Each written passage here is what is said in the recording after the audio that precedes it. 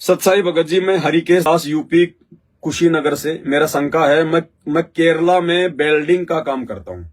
मस्जिद में और मंदिर में वेल्डिंग का काम करना पड़ता है, क्या इसमें मर्यादा खंडित होता है? दूसरी शंका यह है कि मुर्गी पालने के लिए, उसके रहने के लिए, घर बनाने के लिए वेल्डिंग का काम करना पड़ता है, क्या इसमें काम करने से मर्यादा खंडित होगा? सतसाई भगत जी, मेरे शंका का समाधान करने की कृपा करें। देखिए भगत जी, परमात्मा के भक्ति मार्ग में सबसे बड़ा जो रोड़ा बन के आज जो जो चीजें खड़ी हुई हैं, वो मंदिर, मस्जिद, चर्च, गुरुद्वारे, ये आन उपासना के अड्डे हैं। यहाँ पे शास्त्रों के अनुसार कोई भक्ति नहीं होती। दुनिया वालों को भगवान का नहीं पता तो भक्ति क्या खाक करेंगे? दुनिया वालों को तत्व ज्ञान नहीं तो शास्त्रों के अनुसार भक्ति क्या खाक करेंगे? सोमवार को शंकर जी पूज लिया, मंगलवार को हनुमान जी, बुधवार को गणेश जी, बृहस्पतिवार को माता जी, शुक्रवार को लक्ष्मी जी, शनिवार को शनि महाराज, रविवार को भैरू जी, और ना जाने कितने प्रकार के हमने देवी देवता बना रखे, माई, मसाणी, शेड, शीतला, भैरू, भूत, हनुमंत, पता नहीं। तो दुनिया वालों को शास्त्र अनुकूल भक्ति का ज्ञान नहीं है। जब तक ये लोग संत रामपाल जी की शरण में नहीं आएंगे, सत्संग नहीं सुनेंगे, ना ये वेदों को समझ सकते, ना गीता को समझ सकते। वेदों में और गीता में कहीं भी मंदिर, मस्जिद, चर्च, गुरुद्वारे बनाकर, पत्थर की मूर्तियां बना के, उनको फल फूल चढ़ा के, उनको भोग लगा के भक्ति करने का कहीं कोई विधान नहीं है। मनमाना आचरण है, और मनमाने आचरण में सहयोग करना भी भगत जी उनके बराबर ही दोषी बनना है। और संत रामपाल जी का भगत होकर यदि मनमाने आचरण में, मंदिर मस्जिद के काम में, उनको बनाने में अगर हम सहयोग करेंगे, हम परमात्मा के डबल दोषी बनते हैं। देखो, शुरुआत की बात कुछ अलग है भगत जी। जब भगत नया नया जब जुड़ता है परमात्मा से, तो शुरुआत की बातें कुछ अलग होती हैं, क्योंकि उसको ज्ञान नहीं होता। लेकिन साध संगति से जुड़ने के बाद में अब हमने भगत जी मंदिर, मस्जिद, चर्च, गुरुद्वारे, कोई भी माई मसाणी का मंदिर, कोई समाधि वगैरह, कोई पीर, कोई मजार, कुछ भी जहां पे आन उपासना होती है जो भक्ति से संबंधित हैं, हमने उन जगहों पर किसी भी प्रकार का कोई भी सहयोग नहीं करना। ना पूजा पाठ में सहयोग करना, ना उनके बनवाने में कोई सहयोग करना, बिल्कुल नहीं करना। भले आपको 5-10 दिन अपने घर पर बैठा रहना पड़े, कोई दिक्कत नहीं है। अंतर्यामी है सतगुरुदेव भगवान, सब कुछ जानने वाले हैं, सब कुछ देखने वाले हैं। यदि वो आपका 20 दिन के काम में आपको 1 महीने की कमाई दे देगा भगत जी, वो परमात्मा है। वो अपने बच्चे से, अपने भगत से दूर नहीं है। वो अपने भगत से दूर नहीं है बिल्कुल भी। हमने मर्यादाओं का ध्यान रखना है।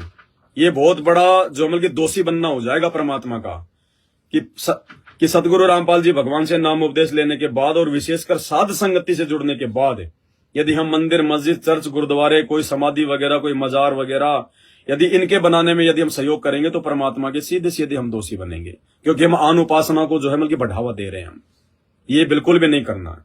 दूसरा, मुर्गी पालन के लिए जो शेड बनाई जाती है, जो मकान बनाए जाते हैं, तो वो भी आपने बिल्कुल भी सहयोग नहीं करना है। क्योंकि आपको पता है कि मुर्गी पाल के भगत जी कोई खेत में कोई हल तो जोड़ेगा नहीं मुर्गियों से। मुर्गी पाल के क्या करेगा? वो कटेंगी बेचारी मुर्गियां, वो खाने के लिए बनाई जाती हैं, जो है वो पाली जाती हैं। तो आपको इस बात का आपको मालूम है। तो हमने उनके मकान बनवाने में, उनके शेड बनवाने में, मुर्गी फार्म बनवाने में, या मुर्गा फार्म बनवाने में, या सूअर फार्म बनवाने में, या बकरियों का फार्म बनवाने में, जहां पे जानवरों को काटने के लिए पहले उनको पाला जाता है, उनको बड़ा किया जाता है, हमने उन जगहों के निर्माण कार्य में बिल्कुल भी सहयोग नहीं करना। 1% भी भूल कर भी बिल्कुल भी सहयोग नहीं करना है। रही बात मंदिर में, मस्जिद में कोई लाइटिंग का काम है, किसी भगत का कोई लाइटिंग का, कोई फिटिंग का काम है, या कोई प्लम्बरिंग का काम है, और काम है, भाई मंदिर, मस्जिद, चर्च, गुरुद्वारे, आप चाहे इलेक्ट्रीशियन है, चाहे प्लम्बर है, चाहे कुछ भी है, आपने भूलकर भी वहां पे जो है काम करने के लिए नहीं जाना है। मना कर देना बिल्कुल भी कि भाई संत रामपाल जी के भगत हैं, शास्त्र अनुसार भक्ति करते हैं, हम ना इन चीजों में आते ना जाते, इन चीजों में हम बिल्कुल भी सहयोग नहीं करेंगे। या कुछ भी बोल देंगे, भाई मुझे समय नहीं है, अभी मेरा, भाई दूसरी जगह मेरा काम चल रहा है, अभी मेरे को टाइम नहीं। आप है, आपने ये भी नहीं कहना कि आप कोई और देख लो, या आपने ये भी नहीं कहना कि वो मेरा मित्र है, वो खाली है, आप उसके नंबर ले लो, है वो कर देगा काम मंदिर में, तो भी आप दोषी हो जाओगे। आपने किसी का एड्रेस भी नहीं देना, आपने किसी को जो है मतलब बताना भी नहीं है कि भाई तू वहां जाके काम कर ले, या तू जो है मतलब उससे काम करवा ले, उसमें भी हम दोषी हो जाएंगे। बहुत सावधानी से हमने काम जो है मतलब काम करना है। अगर हम यदि इस पाखंड में सहयोग करना नहीं छोड़ेंगे, तो भाई फिर सतगुरु रामपाल जी भगवान जी क्या जगत वालों से उम्मीद करेंगे? जगत वाले तो खुद इस पाखंड में जो है मतलब नीचे तक जो है वो धसे हुए हैं। तो हम भक्तों ने थोड़ा संघर्ष करना पड़ेगा, थोड़ा ज्ञान को आधार बना के अपनी भक्ति को सफल करना पड़ेगा। काल चाहता है कि हमारी मर्यादा टूटे, लेकिन हमने बहुत सावधानी से आगे बढ़ना है। आगे सत्साई भगत जी, एक छोटा टेबल होता है, उस पर कोई माता जी का दरबार बनाकर रखता है।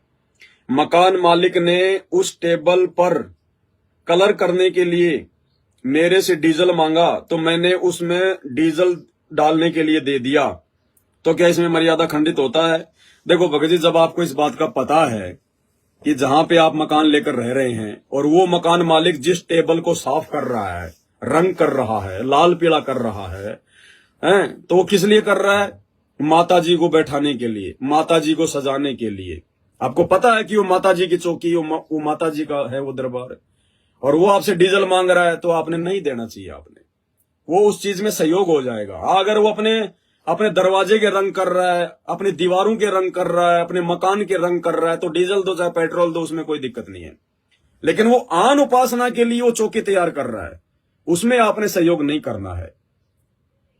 तो वैसे ऐसी कोई बड़ी गलती नहीं है ये ज्ञान आधार से, लेकिन फिर भी भगत जी ये गलत है जब हमें मालूम पड़ जाता है।